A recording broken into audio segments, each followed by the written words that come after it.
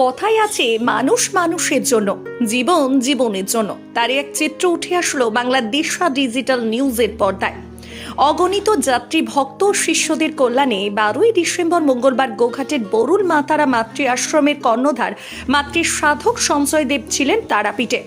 সেই সাথে ওনার অসংখ্য ভক্ত শিষ্য অনুরাগীদের সহযোগিতায় এদিন তারাপীঠের ভবঘুরে কাঙাল ও মন্দিরের সামনে এবং মহাশ্মশানের সাধু সন্ন্যাসীদের হাতে অন্ন তুলে দেন। জানা গেছে মাতৃ সাধক সঞ্জয় দেব তারাপীঠে পা রাখলে এ ধরনের সমাজমূলক কাজে প্রতিবারই সামিল হন। এবারও তার জ্বলন্ত প্রমাণ, তখন ভরা লকডাউনেও মানুষের পাশে দাঁড়াতে তার প্রয়াস ছিল অব্যাহত। উল্লেখ্য, কিছুদিন আগেও মেয়ে বর্ষার জন্মদিনে অসহায় মানুষদের পাশে খাবার ও পানীয় জলের বোতল নিয়ে গোঘাটের কয়েকটি এলাকায় ভবঘুরে ও অসহায় মানুষদের পাশে গিয়েছিলেন সঞ্জয় দেব।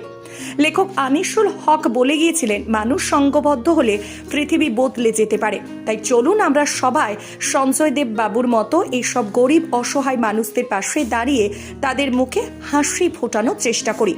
সঞ্জয় দেবের এই উদ্যোগকে সাধুবাদ জানিয়েছেন গোটা এলাকাবাসী। দেখুন বিস্তারিত।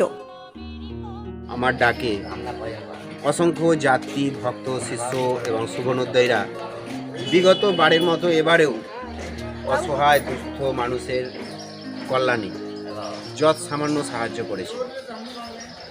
সেই সাহায্যেরই ফলস্বরূপ আমরা এসে পৌঁছেছি তারাপীঠ মহাশ্মশান তথা মায়ের মূল ঘাটে।